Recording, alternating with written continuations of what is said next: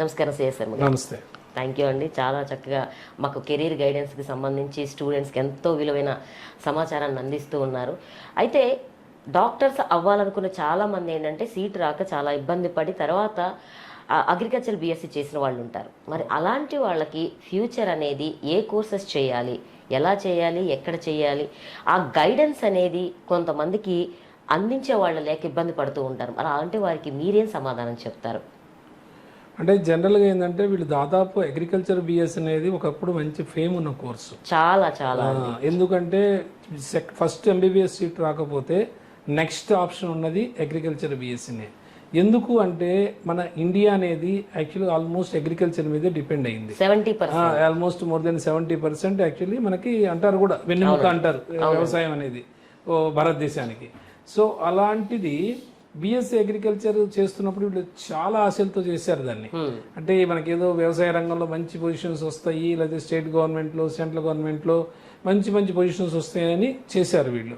చేసిన తర్వాత ఏమొచ్చిందంటే ఎప్పుడైనా గవర్నమెంట్ జాబ్స్ అనేవి డిపెండ్స్ ఆన్ గవర్నమెంట్, అంతే కదా. గవర్నమెంట్ ఏ గవర్నమెంట్ వస్తుందో ఏంటో, ఆ ప్లేస్మెంట్స్ ఎలా ఉంటాయో అనేది చెప్పలేం మనం. అది అందరికి ఇవ్వలేరు కదా. ఇప్పుడు ఇంతకుముందు అంటే యాక్చువల్గా ఏంటంటే వ్యవసాయ రంగంలో అగ్రికల్చర్ బీఎస్సీ చేసిన వాళ్ళకి, అంటే మా టైంలో చెప్పాలి అంటే కొన్ని సంవత్సరాలు ఒక 20-25 years బ్యాక్ అయితే ఎలా ఉండేదంటే తక్కువ సీట్స్ ఉండేవి బీఎస్సీ అగ్రికల్చర్లో. సో వాళ్ళు చేసిన వాళ్ళందరికీ ఏదో గవర్నమెంట్ జాబ్స్ ఏవో వచ్చేవి. కానీ ఇప్పుడు అట్లా కాదు. ఇక్కడ కొద్ది తక్కువ సీట్లు ఉన్న ఆంధ్రాలో, తెలంగాణలో వీళ్ళంతా మహారాష్ట్ర లేదా బయట ఆల్మోస్ట్ ప్రైవేట్ యూనివర్సిటీస్లో బీఎస్సీ అగ్రికల్చర్ చేశారు. అంటే దాదాపు కొన్ని వేల మంది బయటకు వస్తున్నారు.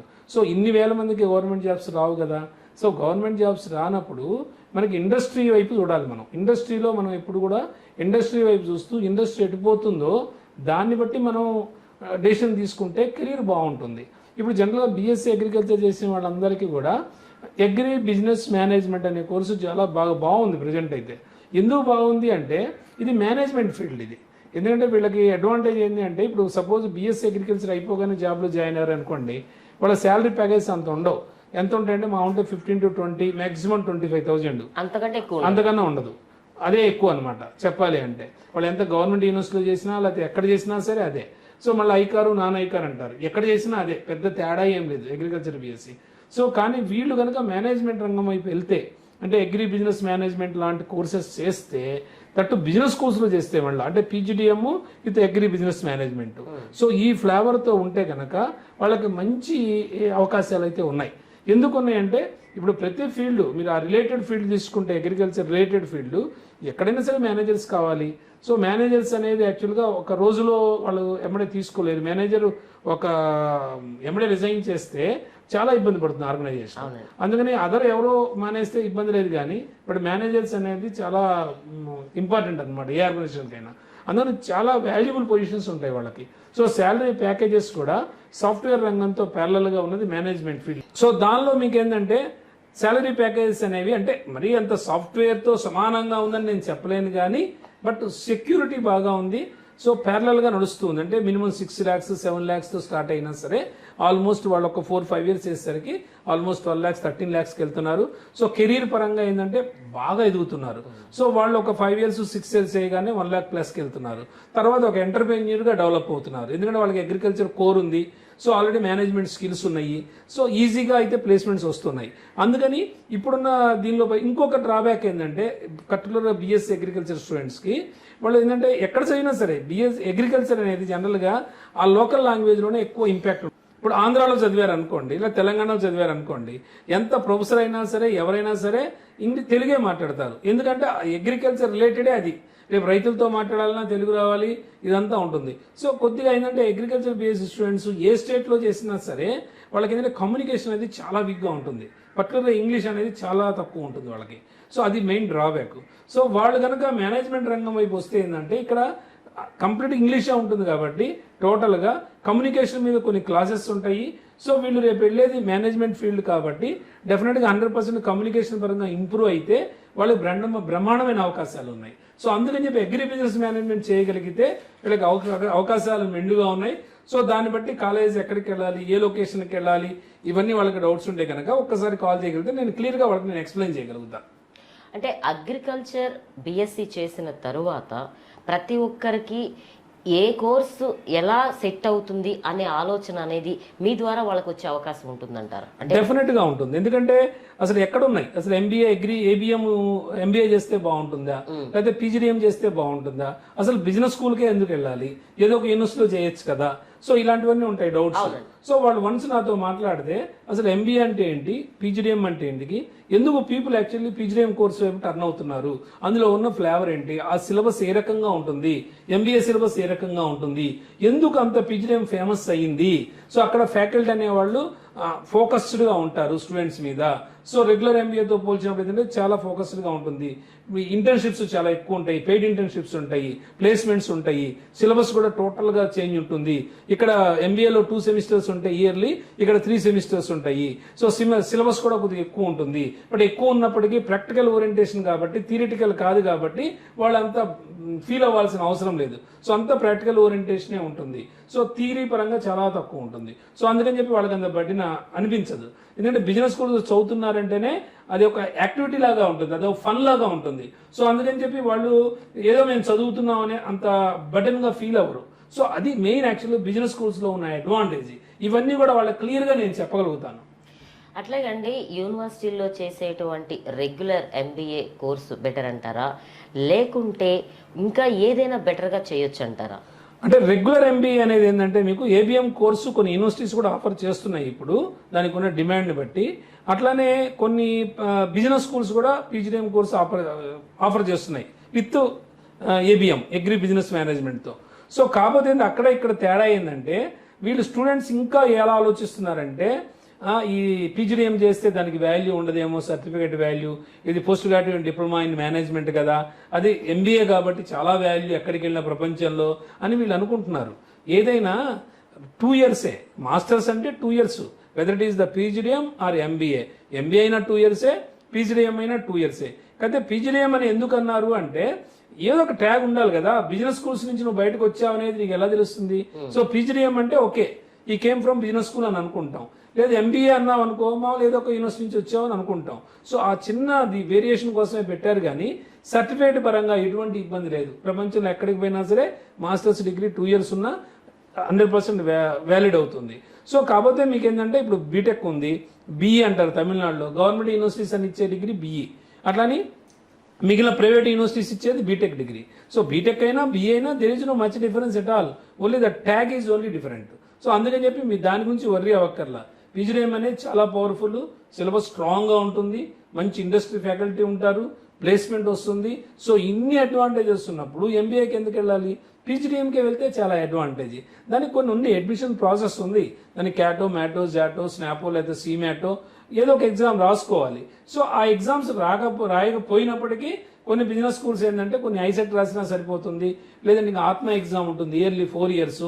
సో ఇవన్నీ మేము గైడ్ చేస్తాం. నువ్వు ఎగ్జామ్ రాయలేదు అని బిజినెస్ స్కూల్కి చాలా మంది అపోహ ఏంటంటే పిల్లలకి, నేను క్యాట్ రాస్తేనే బిజినెస్ స్కూల్లో జాయిన్ అవ్వగలుగుతాను, నేను క్యాట్ రాయలేదు కాబట్టి ఈ సంవత్సరం నాకు ఎలిజిబిలిటీ లేదు అని చాలా మంది సందేహపడుతూ ఉంటారు. సో వాళ్ళంటి వాడు ఒక్కసారి నాకు కాల్ చేయగలిగితే ఈ చాలా ఆప్షన్స్ ఉన్నాయి. వాడికి ఎగ్జామ్ ఏం కాదు, ఏదో ఒక ఎగ్జామ్ రాస్తాడు, బిజినెస్ స్కూల్ ఎలా సీట్ తీసుకోవాలో తెలుస్తుంది మనకి. సో దాన్ని బట్టి వాడికి ప్రాసెస్ ఎక్స్ప్లెయిన్ చేస్తాం ఆ పర్టికులర్ బిజినెస్ స్కూల్ గురించి, వాడు అడ్మిషన్ ఈజీగా తీసుకోవచ్చు. సో ప్లేస్మెంట్ కూడా ఈజీగా పొందొచ్చు. ఇటువంటి వాళ్ళకి జాబ్ ఆపర్చునిటీస్ అనేది ఏ విధంగా ఉండే అవకాశం ఉంటుందంటారు? అంటే జాబ్ ఆపర్చునిటీస్ అనేది అంటే అగ్రికల్చర్ ఫీల్డ్ అనేది యాక్చువల్గా ఈ స్టూడెంట్ ఎలా ఆలోచిస్తాడంటే, అగ్రికల్చర్ ఆల్రెడీ బీఎస్సీ అగ్రికల్చర్ చదివాను కదా, అగ్రి బిజినెస్ అంటే ఏబిఎం అనే కోర్సు నాకు ఎంత కూడా ఉపయోగపడుతుందని అనుకుంటాడు. కానీ 2 అడ్వాంటేజెస్ ఉన్నాయి అక్కడ. వాడి కోర్ అగ్రికల్చర్. సో అగ్రికల్చర్ అనేది దేని మీదైనా దాని మీద డిపెండ్ అయి ఉంటుంది. మీరు ఒక షాపింగ్ మాల్కి వెళ్ళారనుకోండి, మోర్కి కానీ లేకపోతే మెట్రోకి కానీ లేకపోతే అదర్ ఏదన్నా దీనికి వెళ్తే ఫుడ్ యాక్చువల్గా అక్కడ ఫుడ్ ఉంటాయి, ఫుడ్ ప్రొడక్ట్స్ ఉంటాయి.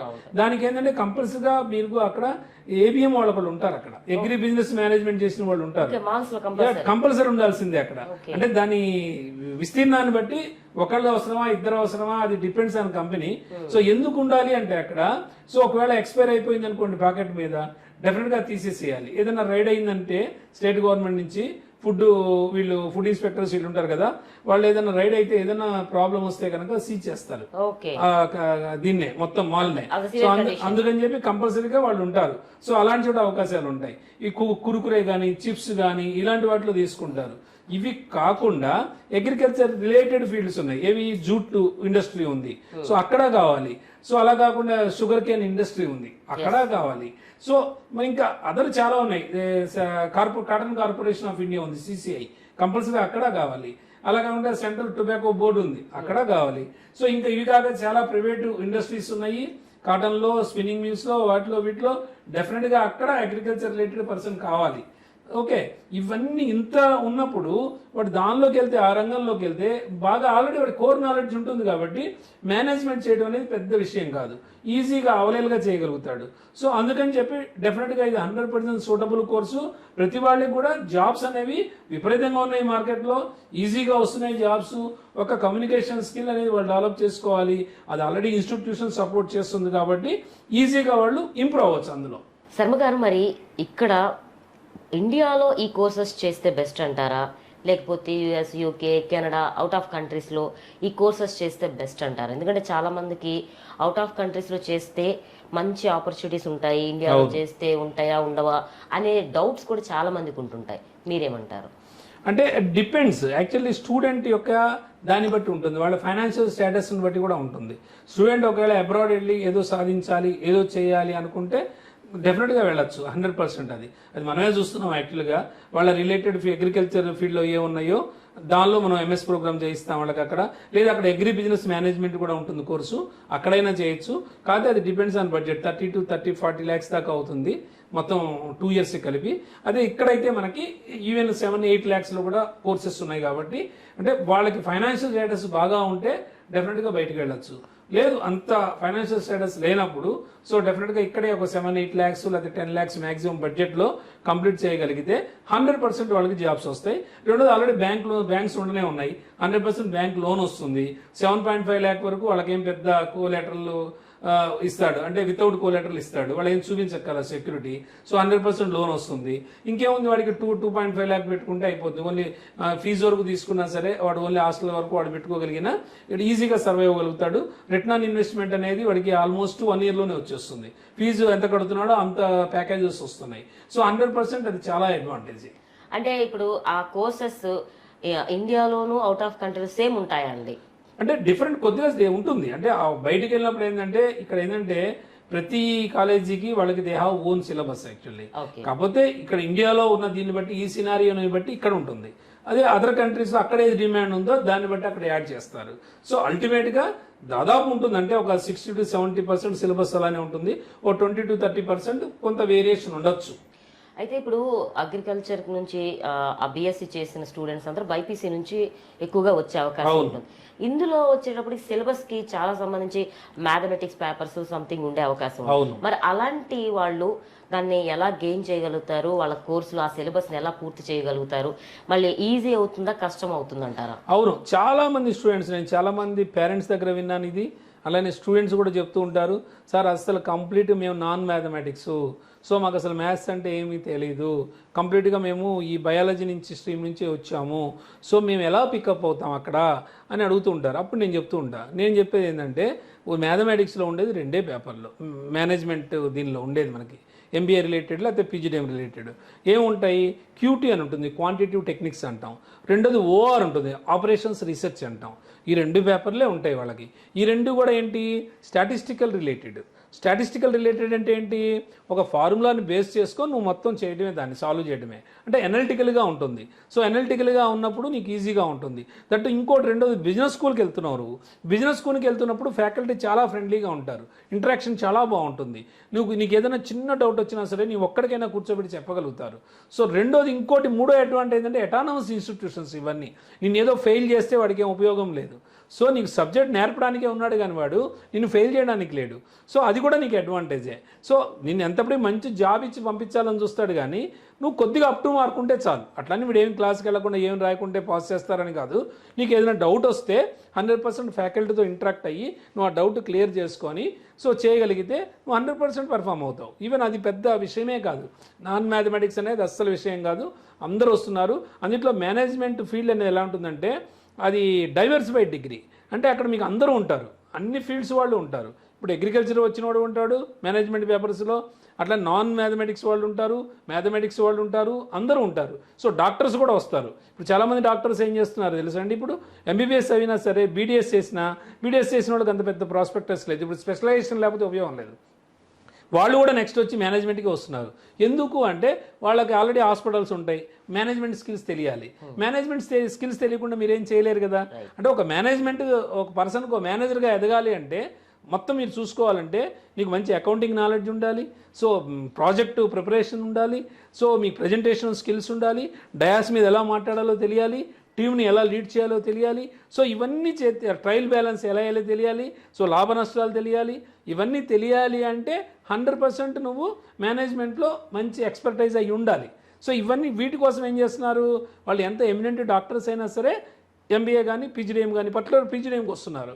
మీకు ఫారిన్ కంట్రీస్లో కూడా మీరు చూసుకోండి, సుందర్ పిచ్చే కానీ ఇలాంటి వాళ్ళందరూ కూడా టాప్ ఐఐటి ఇన్స్టిట్యూట్స్ నుంచి ఇక్కడి నుంచి వెళ్ళిన వాళ్ళే, కానీ వాళ్ళు ఎంబీఏ చేసిన తర్వాతనే వాళ్ళకి ఆ పొజిషన్స్ వచ్చినాయి.